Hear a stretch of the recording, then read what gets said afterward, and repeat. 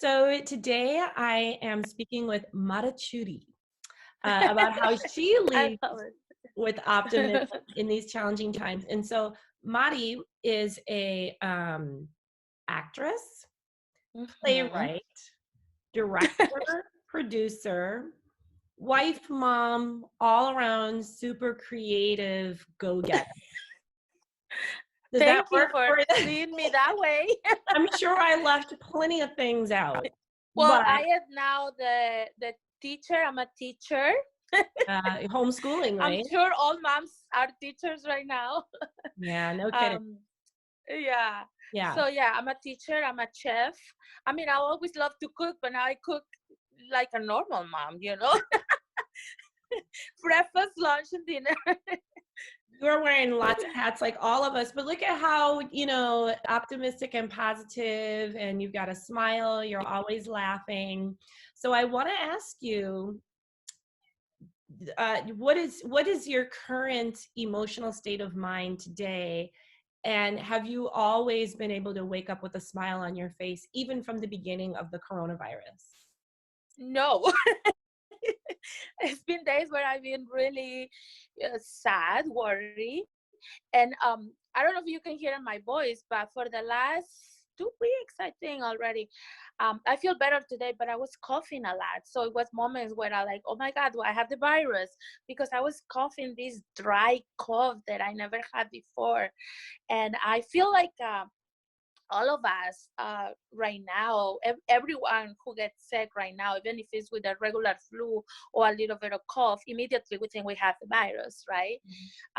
So yeah, I was miserable for many days, because of this. It's so uncomfortable. I was not able to sleep at night, and then I was like half asleep during the day.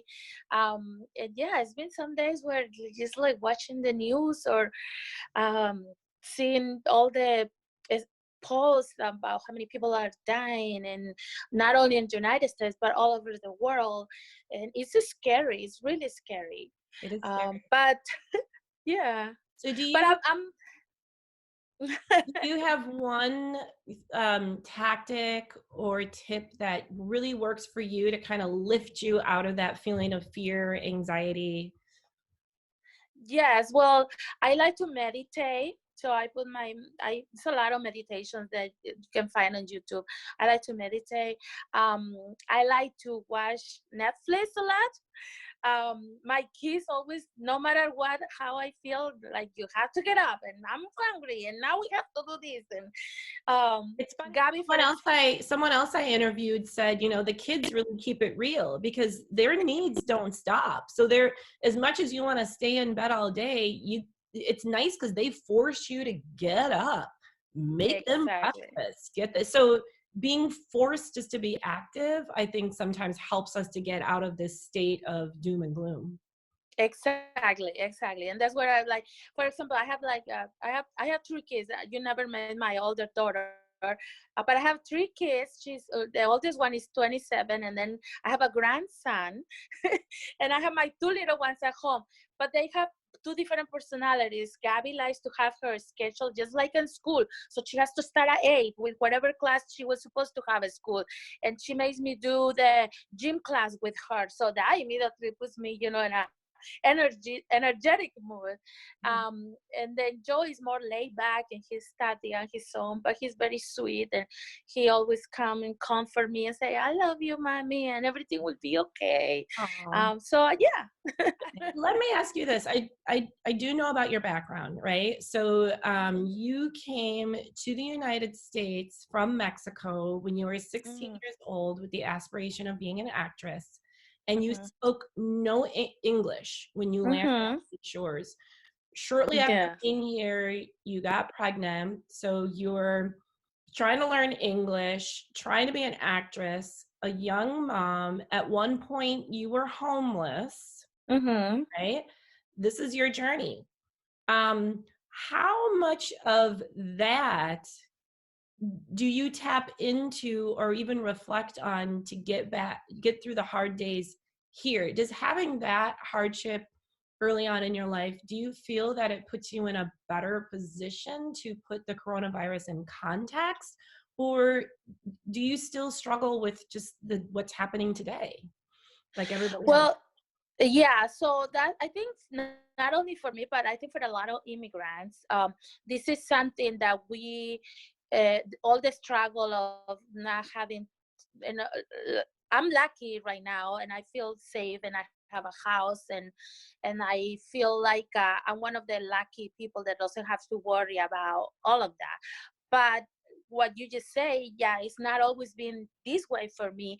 So I feel, yes, I feel like what I went through before, it has helped me. So today I feel lucky instead of feeling it could be worse, no. And I also feel like more aware, and very aware of there is a lot of people out there that maybe don't have what I have right now, and are maybe some people don't even have money to buy food or diapers for their kids, or essential things.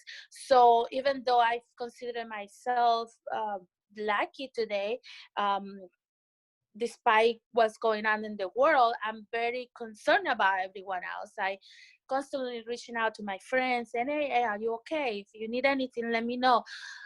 Because I know that everything that is happening right now, usually artists, we struggle in general, but eh, you add to that the fact that you cannot even have, like, a lot of actors or singers, they have a side job where they do waitressing or bartending, but they cannot even do that right now.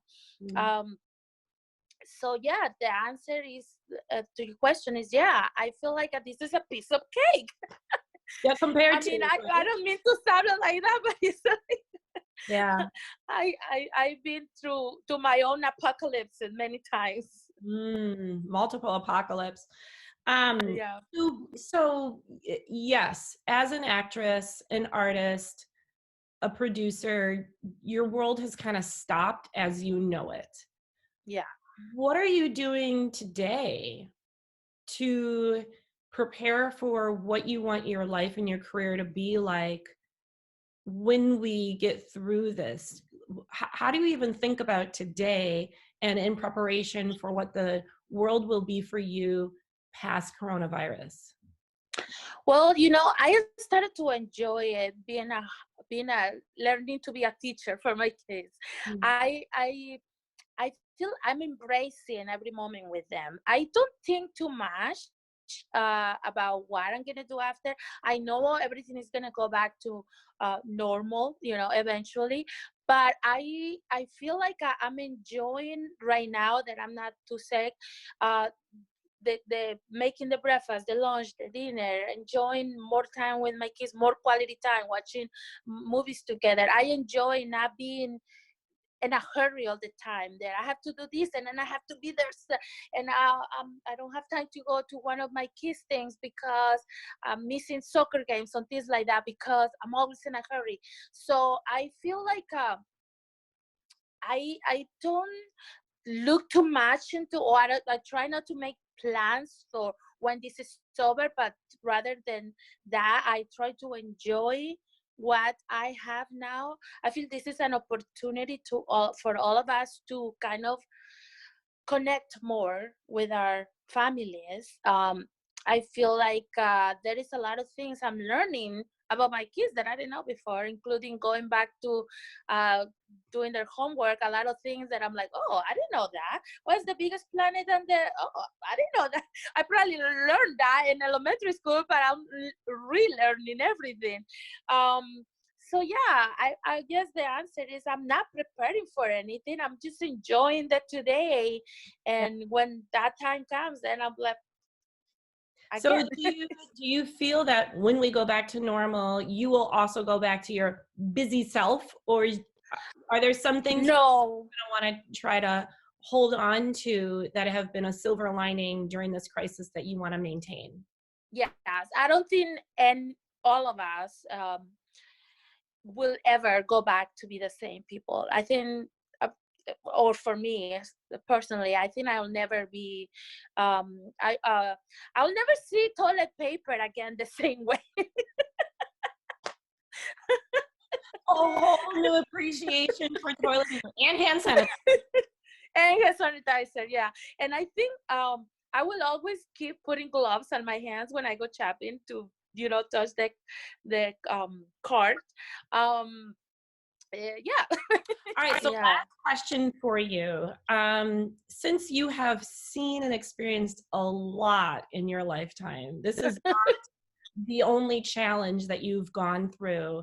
Word of advice for people out there. What would you just tell people when people are kind of struggling with not really knowing how to be positive with all that's going on? Well, when I know how it is to be in that position, we are all in this together. Um, Please know that this is gonna end. Please reach out to your friends, to your family, or to your neighbor.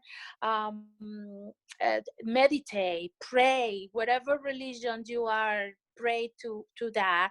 Um, and I mean, we are all survivors right now. We are forced to be in that survival mood. So keep your faith strong, whatever that might be, and just know that this is gonna be over. Please listen to the authorities, and if they say stay home, please stay home. I know it's hard for some people because a lot of people have to still go to work, especially if they are, in one of those essential jobs. But it's very important to do the everything we can, each of us, to help for the to stop the virus. So Sometimes we underestimate how resilient that we all are, right? yes. When you were 16, again, in this country, trying to make your way as an actress, spoke no English, did you feel resilient at the time? Looking back, obviously you survived and now you accomplished your goal. At that time, did it feel resilient even though you were surviving? Did it feel that you were thriving and surviving in that time? Yes, if I felt resilient at that time, because I think when you don't have a choice, you don't have time. I didn't have time to think if I have. I didn't have time to cry. I didn't have time to process things. All I was worried is about how I'm gonna how I'm gonna get milk to feed my daughter next time she's hungry. Um, the next box of diapers, where I'm gonna get them, things like that, where I'm gonna sleep tonight. So I think when we are put in a situation that we never been before and we have no choice but to survive, we become resilient.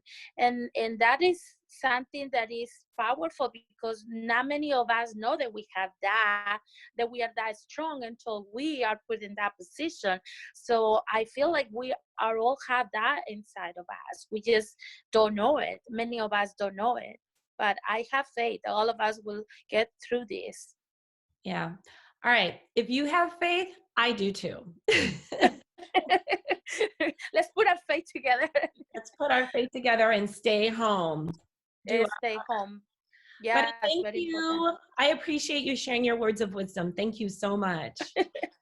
Thank you. I love you. I love you too. And one Yeah. of the first things that I want to do after this is over is I go to No Studios. Yes. We all, Lisa and I already talked. Huge party on the roof deck. Yes. 100%. Yay. I will see you there.